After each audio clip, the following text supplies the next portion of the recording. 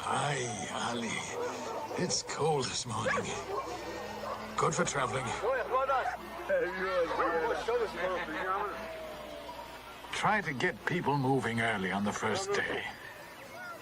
It's no different from one migration to the next.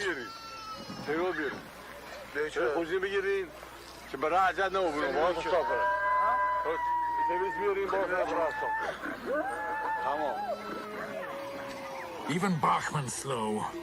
Why didn't he get the flock moving long before the pack animals?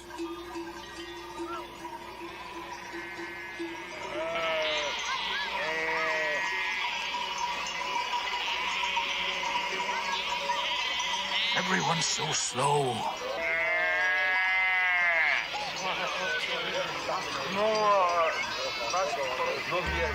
These herdsmen I've hired must have been born in Lali.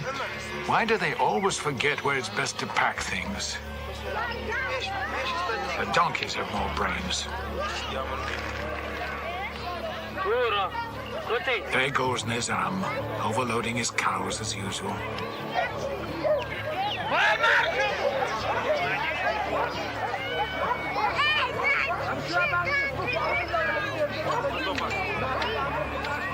A man with so many children and so few pack animals is lucky to last the journey.